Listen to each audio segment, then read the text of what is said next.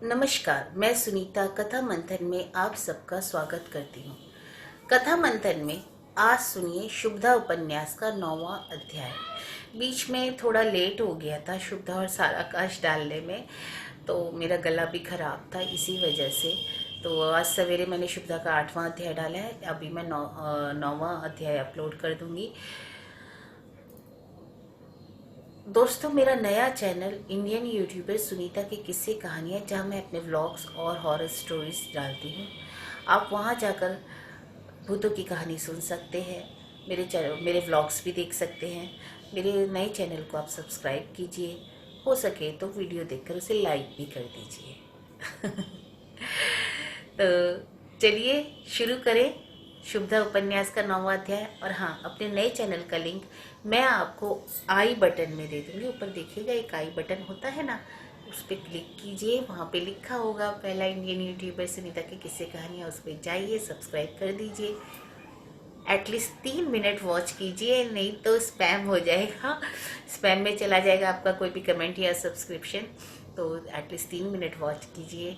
और एक वीडियो का लिंक मैं आपको दे दूँगी अपने डिस्क्रिप्शन बॉक्स में, वहाँ पे जा कर के आप सब्सक्राइब कर सकते हैं। सो प्लीज़ प्लीज़ प्लीज़ कर दीजिए ना। जया चेतना होने पर पहले आंख खोलकर सुरेंद्र नाथ ने दुखी भाव से पुकारा। जया पास ही बैठी हुई मालती उनकी सेवा कर रही थी, साथ ही आंखें भी पोंछती हुई जाती थी। सुरेंद्र नाथ ने जिस भाव से यह बात मुंह से निकाली थी, उसके कारण उसकी भी आंखें नम हो आईं और वह पहुंचने लगी, पर उन्होंने देखा नहीं। केवल उसकी तरफ उन्होंने एक बार निगाह दौड़ाई, फिर आंखें बंद कर ली। बड़ी देर तक इस तरह रहने के बाद एक लंबी सांस लेकर सुरेंद्र नाथ ने कहा, क्या जया की कोई खबर नहीं मिली? पास ही एक पुराना नौकर बैठा हुआ था। वह दुखी भाव से बोला, नहीं, नहीं मिली। नहीं मिली तो शायद अब वह बची नहीं है। कुछ सोच विचार करने के बाद नौकर ने कहा, जान तो ऐसा ही पड़ता है। कितनी रात बीती होगी? सुरेंद्र नाथ ने पूछा। लगभग 10 बजे होंगे। तो भी कोई खबर नहीं मिली? नौकर ने उत्तर नहीं दिया। हताश होकर सुरेंद्र बाबू ने अपने कपाल और काराघात किया। बोले, तुम सभी लोग जाओ और सारे नगर में तथा गंगा किनारे किनारे सब जगह उसकी खोज करो। नौकर ने सोचा, कोई बड़ी बुरी आज्ञा तो है नहीं। मुंह से उसने कह दिया, जो आज्ञा। बात को वह वहां से उठाया और अपनी निर्दिष्ट चारपाई पर लेट गया। कमरे में मालती के अलावा और कोई नहीं था, परंतु सुरेंद्र नाथ ने उससे कोई बात नहीं कही। वे चुपचाप अविराम आंसू बहाते रहे। इसी तरह समय बीतने लगा। कमरे में जो घड़ी लगी हुई थी वह स्वेच्छा अनुसार 11 के बाद 12, उसके बाद 1, 2, 3, 4 और बाद को जो कुछ पूंजी पत्ता था सब बजाती गई, किंतु इसकी ओर किसी ने एक बार भी निगाह नहीं डाली। ऐसा नहीं मालूम पड़ रहा था। सुरेंद्रनाथ कभी इस रुख तो कभी उस रुख लेटते, उन्हें किसी तरह भी चैन न मिलता। पास ही बैठकर मालती उनकी यंत्रणा को देखने लगी, साथ ही साथ वह आंखें भी पोंछती जाती थी। उसका भी चित्त बहुत दुखी हुआ, उसे लज्जा आई, साथ ही साथ अपने आप पर बहुत घृणा भी हुई। वह बहुत ही गंभीर भाव से वर्तमान, अतीत और भविष्य की बातों पर सोच विचार कर रही थी। एक तो कलकत्ता की गंगा सारी रात में एक पल के लिए भी विश्राम नहीं ग्रहण करती, दूसरे अब 4 बज चुके थे। चारों तरफ से थोड़ा बहुत शोर होने लगा था। सुरेंद्र नाथ अचानक उठकर बैठ गए, मालती की तरफ देखने लगे। बात को उन्होंने कहा, बेकार सारी रात जागने से कोई फायदा ना होगा, अब तुम सो जाओ। मालती उठी जा रही थी, उसे फिर पुकार कर सुरेंद्र नाथ ने कहा, बैठो यहीं, मुझे तुमसे कुछ कहना है। मालती 2 कदम आगे गई थी, लौटकर वह फिर पहले ही के ही स्थान पर आकर बैठ गई। सुरेंद्र बाबू ने एक बार फिर आंख मली और सोच लिया कि मुझे क्या कहना है। तब गंभीर भाव से बोले, मालती, किसके पाप से ऐसा हुआ? मालती के सिर पर मानो आकाश टूट पड़ा। यह बात वह स्वयं अपने आप से भी कई बार पूछ चुकी थी। उत्तर भी उसे इस प्रश्न का एक तरह से मिल ही चुका था, परंतु उस उत्तर को प्रकट कर देने के लिए जब उसने मुंह खोलने का प्रयत्न किया तब असफल होना पड़ा। इसका नतीजा यह हुआ कि मुंह नीचा करके उसे रह जाना पड़ा। सुरेंद्र बाबू ने भी कुछ कहने का विचार किया तो वह कह नहीं सके। बोले, अच्छा, इस समय तुम जाओ, वे सब बातें बाद को होंगी। सुरेंद्र नाथ के पास से आकर मालती अपने कमरे में लेट रही, परंतु उससे नींद नहीं आई। नहीं, शैया पर पड़ी रहकर छटपटाते हुए वह बाकी रात बिताने लगी। कई बार वह बैठी और कई बार लेटी। कितने ही देवियों तथा देवताओं की याद करके उसने उनसे प्रार्थना की। बहुत सी बातें उसके मन में आई। बात को प्रातःकाल निद्रा की झोंक में वह तरह तरह के स्वप्न देखने लगी। कभी तो उसने यह देखा कि जयावती आंखें लाल किए हुए खड़ी है, कभी देखा सदानंद अपनी धुन में आनंद के साथ गा रहा है, कभी देखा माता शुभदा दुखी होकर रो रही हैं। सबके अंत में उसने यह देखा कि माधव आकर सिरहाने खड़ा है। किसी अज्ञात देश में जाने के लिए वह बार बार उत्तेजित कर रहा है। मालती की वहां जाने की इच्छा नहीं है, लेकिन वह किसी प्रकार छोड़ता नहीं। एकाएक मालती की निद्रा टूटी। निगाह दौड़ाई तो उसने देखा कि वहां कोई नहीं है, केवल प्रातः काल के सूर्य की किरणें खुली हुई खिड़की की राह से आकर उसके मुख पर पड़ रही हैं। चारपाई से उठकर मालती बाहर आई। उस दिन सुबह से लेकर शाम तक मालती सुरेंद्रनाथ को देख नहीं पाई। सवेरा होने से कुछ पहले ही बजरा वे छोड़ के चले गए थे, दूसरे दिन भी नहीं आए। उसके बाद वाले दिन शाम होने से पहले ही आकर उन्होंने अपने कमरे में प्रवेश किया और द्वार बंद कर लिया। इस प्रकार वह दिन भी वैसे ही बीत गया। दूसरे दिन सुरेंद्रनाथ ने मालती को बुलवाया। कमरे में जाकर मुंह नीचा किए हुए मालती एक और खड़ी रही। एक कागज लेकर सुरेंद्र बाबू कुछ लिख रहे थे। शायद वे किसी के लिए पत्र लिख रहे थे। मालती ने आंख बचाकर डरते डरते देखा कि उनका मुख बहुत ही मुरझाया हुआ है, आंखें लाल, सिर के बाल बहुत ही रूखे होकर खड़े हैं। कपड़ों में इस वक्त भी जगह जगह पर कीचड़ लगा हुआ है। यह देखकर मालती अपने आप ही कांप उठी। उसे जान पड़ा मानो मैंने बहुत बड़ा अपराध कर डाला है, इसलिए उस पर विचार करने के लिए न्यायालय में लाई गई हूँ। सुरेंद्र बाबू आधा ही पत्र लिख पाए थे। उसी अवस्था में उसे एक बगल रखकर उन्होंने मुंह पर उठाया और कहा, क्या अब तुम्हारा स्वास्थ्य काफी अच्छा हो गया है? नीचे की ही तरफ देखते देखते सिर हिलाकर मालती ने सूचित किया, हो गया। आज मैं बजरा खोल दूंगा, उस पार कलकत्ता है, तुम्हारी जहां इच्छा हो वहां तुम जा सकती हो। यह बात सुनते ही मालती की आंखों में आंसू आ गए। वह कुछ बोली नहीं। बगल में रखा हुआ कागज हाथ में लेकर सुरेंद्रनाथ ने कहा, यहाँ मेरे एक मित्र रहते हैं, यह पत्र लेकर तुम जाओ और पता लगाकर उनसे मिलो, वे तुम्हारे लिए कोई ना कोई प्रबंध कर देंगे। टप से मालती के नेत्र से एक बूंद जल नीचे बिछी दरी पर गिर पड़ी। शायद सुरेंद्र बाबू ने उसे देख लिया। उन्होंने कहा, तुम्हारे पास रुपया पैसा तो कुछ होगा नहीं? मालती ने सिर हिलाया, नहीं, यह बात मैं पहले से ही जानता था। यह लो, कहकर तकिए के नीचे से उन्होंने एक मनी बैग निकाला और मालती के पैरों के पास उसे फेंक कर कहा, इसमें जो कुछ है उसके द्वारा और कोई इंतजाम ना हो सकने पर भी कम से कम 1 वर्ष तक निर्वाह कर सकती हो। तब तक भगवान की कृपा से कोई ना कोई प्रबंध हो ही जाएगा। और एक बूंद जल आकर दरी पर पड़ गई। उस दिन मैं उन्मत्त था, इसलिए पूछ बैठा कि किसके पाप से ऐसा हुआ, लेकिन अब मुझे ज्ञान हुआ। मैं समझ रहा हूँ कि मेरे ही अपराध से यह सब हुआ। तुम पूर्ण रूप से निरपराध हो। अपनी जया को मैंने ही मार डाला है। सिर पर पसीने की बूंदें इकट्ठी हो गई। उन्हें सुरेंद्रनाथ ने हाथ से पोंछ डाला। बात को वे बोले, बहुत हो गया, अब मैं पाप ना करूंगा। कुछ दिनों तक अच्छे मार्ग में रहकर देखता हूँ कि मुझे सुख मिलता है या नहीं। मालती खड़ी रही। सुरेंद्रनाथ पत्र समाप्त करने लगे। जब वह समाप्त हो गया, उसे मोड़कर उन्होंने लिफाफे में भर दिया और पता लिखकर मालती के पैर के पास फेंक दिया। उन्होंने कहा, इसे ले लो, शाम बाजार में जाकर पता लगा लेना, शायद इससे तुम्हारा उपकार हो जाएगा। कांपते हुए हाथ से मालती ने पत्र उठा लिया। सुरेंद्रनाथ ने कहा, रुपए ले लो। मालती ने रुपए भी उठा लिए और दरवाजे की ओर एक कदम पड़ी। सुरेंद्र बाबू का दिल ना जाने कैसा हो उठा। उन्होंने कहा, धर्म पथ पर रहना। मालती ने दरवाजे की तरफ एक कदम और बढ़ाया। अब सुरेंद्र बाबू का गला कांप उठा। मालती, उस दिन की बात भूल जाना। मालती ने दरवाजे को पकड़कर खींचा। आधा दरवाजा खुल गया। अब सुरेंद्रनाथ का गला कांप उठा। असामयिक किसी प्रकार का संकट आने पर मुझे याद करना। मालती बाहर आ गई, साथ ही साथ उनकी आंखें भी भर आई। उन्होंने पुकारा, मालती। मालती वहीं खड़ी हो गई। सुरेंद्र बाबू ने फिर पुकारा, मालती। अब भीतर जाकर मालती द्वार के सहारे खड़ी हो गई।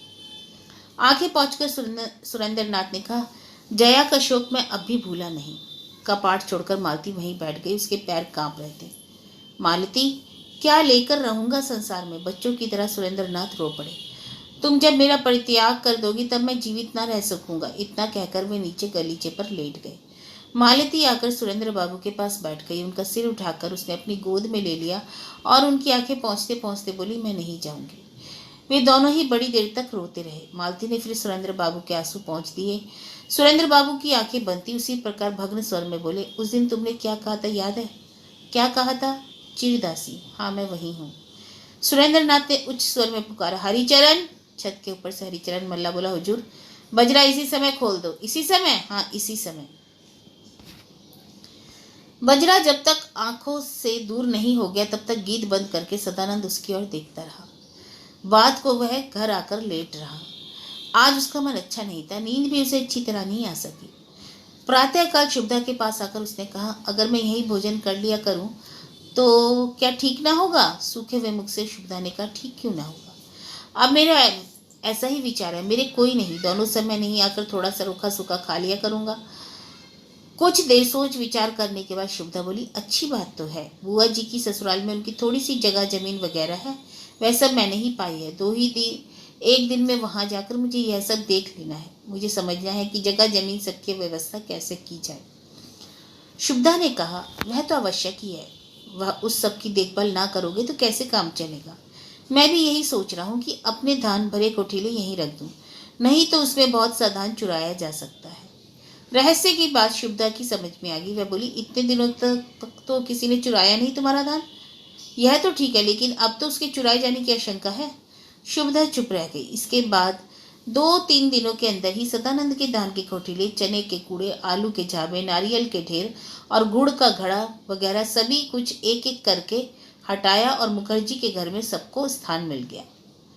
यह देखकर शुभदा बोली, सदानंद, लोग क्या कहेंगे? सदानंद ने हंसकर जवाब दिया, चीजें तो मेरी है, लोगों की नहीं। मैं यहीं खाता हूँ, यहीं रहता हूँ, यही मेरा सामान भी रहेगा। सचमुच ही पास पड़ोस के 10 आदमी 10 तरह की बातें कहने लगे। कोई कहता, हरान की बहू ने सदानंद को पागल पर जादू कर दिया है। कोई कहता सदानंद बिल्कुल पागल ही हो गया, और कोई यह भी कह डालता कि छलना के साथ सदानंद की शादी हो रही है। ये सब बातें सदानंद के कानों में पड़ती तो वह मन ही मन हंसा करता। जब कभी कोई उसके सामने उन्हें छोड़ देता तब वह उसे एक गाना सुना देता। किसी से हंसी करके वह बैठता, जब मैं मरने लगूंगा तब 2 बीघा जमीन तुम्हारे नाम लिख जाऊंगा। किसी किसी के सामने तो वह गंभीर हो उठता और कहता, पागल आदमी पागलपन तो करेगा ही, उसके लिए तुम्हें चिंतित होने की कौन सी बात है।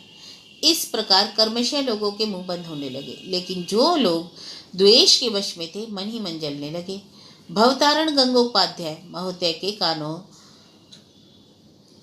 तक जब यह बात पहुंची तब उन्होंने सदानंद को बुलाकर उसे विशेष रूप से उपदेश दिया। गंगोपाध्याय महोदय के उपयोगी उपदेश सुनने के बाद सदानंद ने दुखित भाव से कहा, जो होना था वह तो हो गया। अब मैं बुआ जी की ससुराल जा रहा हूँ, वहां से लौटकर आने पर धान के कोठीले और सामान आपके यहाँ रख जाऊंगा। बहुत ही नाराज होकर गंगोपाध्याय महोदय ने कहा, देखो सदानंद, तुम्हारे पिताजी मेरे कहे अनुसार चला करते थे। मैं भी तो आपकी किसी प्रकार की अवहेलना नहीं कर रहा, तो इस तरह की बात कही क्यों?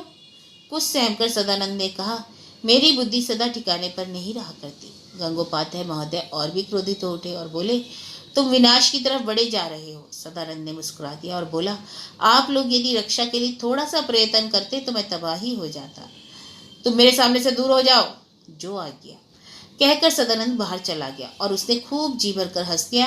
फिर ऊंचे गले से गाना गाने लगा। पास से ही होकर सिर पर परवल का बोझा लादे कांकली चरण बाजार जा रहा था। सदानंद के मुखमंडल पर हंसी देखकर उसका मस्ती से भरा हुआ गाना सुनकर उसने कहा, कहो भाई साहब, कौन सी ऐसी आनंददायक घटना हो गई जिसके कारण इतने प्रसन्न हो रहे हो? सदानंद हंसते हंसते बोला, गांगुली महोदय के यहाँ आज निमंत्रण था, खूब पेट भर खाना खाया है। ओ, यह बात है। अब सदानंद ने काकली चरण से यह मालूम कर लिया कि आजकल परवल का भाव क्या है। बात को एक बार हंसकर अभी अभी जो गाना उसने बंद किया था उसका स्वर गले में फिर ठिकाने से जमा लिया और झूमते झूमते अपना रास्ता लिया। काकली चरण भी निश्चित स्थान की ओर बढ़ता गया। अच्छा, यहाँ एक और बात कह देनी है कि किसी कवि ने कहा है कि मन में ही स्वर्ग है और मन में ही नर्क। इनका कोई वैसा सांसारिक अस्तित्व तो है नहीं। यह बात पूर्ण रूप से चाहे भले ही सत्य ना हो, किंतु इसके आंशिक रूप से सत्य होने में तो संदेह का लेश भी नहीं है। कारण हरान चंद्र के पार्थिव सुख की जो अंतिम सीमा थी, शुभदा उसका उपभोग उस रूप में नहीं कर पाती थी। हरान चंद्र दोनों समय खूब पेट भरकर भोजन किया करते थे।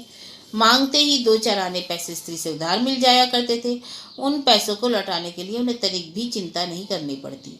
अब वे बाजार के भीतर से ऊंचा करके चल सकते थे। वे सोचा करते कि किसी साले का 1 पैसा भी तो मेरे जिम्मे उधार बाकी है नहीं, अब दबने की कौन सी बात है। अड्डे वालों ने भी उनका पहले का पद सम्मान पूर्वक लौटा दिया। अब और चाहिए ही क्या था, उनकी थोड़ी सी आवश्यकता अभी निर्वृत्त होने की अवश्य थी। हारान चंद्र सोचा करते कि सदानंद में जरा सा और पागलपन आया नहीं कि उसकी भी निवृत्ति का साधन तैयार कर लूंगा। उस दशा में तो अफीम की दुकान में स्वयं खरीद लूंगा और वह जो नीच जाति की छोकरी कात्यायनी है उसका भी अभिमान चूर चूर कर दूंगा। उसका साल भर का खाना पीने का खर्च पेशगी उसके सामने फेंक कर कहूंगा, तू साली नीच जाति की होकर मेरी अवहेलना करने चली है ना। पुरुष के भाग्य और स्त्री के चरित्र को जब देवता तक नहीं जानते तब तेरी क्या हस्ती है। और भगवान नंदी उसके घर के सामने तक अड्डा कायम करके ना छोड़ा तो मेरा नाम हारान चंद्र नहीं किंतु शुभदा। उसे क्या एक बात की चिंता थी, भगवान जानते हैं कि स्वामी का सुख उसने एक दिन के लिए भी प्राप्त नहीं किया, कम से कम शुभदा को तो याद नहीं। स्वामी के मुख में भोजन का ग्रास डाल देने में उसे कितनी तृप्ति होती थी, कितना सुख मिलता था, इस बात की अनुभूति वह स्वयं नहीं कर पाती थी। आनंद के अतिरेक के कारण नेत्रों के कोर में पानी आ जाया करता था, लेकिन उसे देखने वाला कौन था। देखने के लिए एक आदमी था, समझने के लिए एक आदमी था, लेकिन वह पहले ही समाप्त हो चुका। केवल वही अगर होता तो शुभदा इस सुख में ही सांसारिक कहानी समाप्त कर देने में समर्थ हो पाती, लेकिन छलना तो दिन दिन बड़ी होती जा रही थी। उससे उद्धार किस तरह हो। जो मर गया उसे सारे झगड़े झंझट से छुटकारा मिल गया, परंतु माधव के मन में क्या है, शुभदा उस रहस्य को जानने में किसी प्रकार भी समर्थ नहीं हो पाई। आजकल चिकित्सा के लिए बहुत सुविधा हो गई, यथासाध्य चिकित्सा भी हो रही थी, किंतु उससे कुछ फल हो रहा था यह किसी प्रकार नहीं मालूम हो पाता था। शुभदा ने ये सब बातें सोच सोच कर अपना सिर पिटा करती, दुखी होकर एकांत में रोया करती और उसके पास जाने की कामना करती। बात को वह पानी भर लाती, भोजन बनाती, सबको खिलाती पिलाती। इस तरह दिन बीतते जा रहे थे। एक दिन दोपहर में भोजन करते समय शुभदा की तरफ देखते हुए सदानंद ने कहा, छलना बड़ी हो गई है। हाँ, शुभदा ने मलिन मुख से कहा, अब इसे इस तरह रखना ठीक नहीं है, अपने को भी नहीं अच्छा मालूम पड़ता। शुभदा ने कहा, माँ दुर्गा ही जानती है। सदानंद मुस्कुरा उठा। वह बोला, माँ दुर्गा तो आकर शादी का प्रबंध ना कर जाएंगी। शुभदा चुप रही। हरमोहन बाबू के लड़के शारदा के साथ यदि इसकी शादी कर दी जाए तो कैसा हो। शुभदा अच्छी तरह उसका अभिप्राय नहीं समझ सकी। बोली, शारदा के साथ? हाँ, तो क्या ये असंभव है? असंभव ही क्यों है? पता नहीं। यह बात शुभदा ने बहुत ही निराश भाव से मुंह से निकाली। शुभदा के मन की बात पागल सदानंद ने समझ ली। इससे मुंह फेर कर उसने तनिक हंस लिया। बात को वह बोला, इस बारे में मैंने एक दिन शारदा से बातचीत की थी, वह अस्वीकार नहीं करेगा। शुभदा के मुख पर आग्रह का चिन्ह उदित हुआ है, लेकिन तुरंत ही वह जहां का तहां हो गया। वह बोली, किंतु शारदा के पिता, क्या वे स्वीकार कर लेंगे? स्वीकार क्यों न करेंगे? क्यों न स्वीकार करेंगे? यह बात शुभदा समझती थी। पुत्र की इच्छा होने पर भी पिता की इच्छा न होगी, यह बात भी उसे मालूम थी, किंतु खोलकर इस बात को वह कह नहीं सकती थी। शुभदा के मन में एक बार आया वह पूछे कि उसके पिता से बातें करने के लिए कौन जाएगा, किंतु यह बात भी वह मुंह से न निकाल सकी। वह केवल मौन भाव से कातरतापूर्ण दृष्टि से उसके मुंह की ओर देखती रह गई।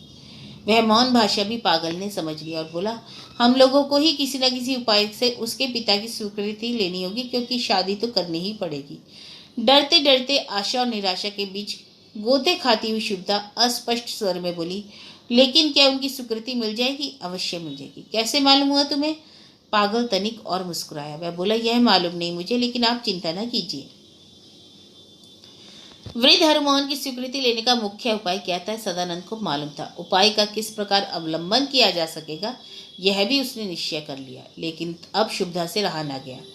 तेजी से पैर बढ़ाती हुई दूध लेने घर गई। दूध का कटोरा हाथ में लिए हुए थी। असावधानी के कारण उसके में आंसू की एक बूंद गिरी। संकुचित भाव से आकर बोली, सदानंद बैठो, मैं उस कमरे से दूध बदल कर लाती हूँ। उस कमरे में जाकर दूध की कढ़ाई पर हाथ रखकर शुभदा ने जरा देर तक रो लिया। सावधान होकर उसने और 2-4 बूंदें भूमि पर गिराई। बाद को आंखें पहुंचकर वह दूध उड़ने लगी। शुभदा रोई अवश्य, लेकिन उसकी आंखों से हृदय को भेदने वाले रक्त के बिंदु नहीं निकले। वे थे आनंद के आंसू, जो एक अनहोनी आनंददायक बात की संभावना के कारण उमड़ आए थे। एक बूंद जल ललना के शोक के कारण भी गिरा और एक बूंद स्वामी की वेदना के कारण।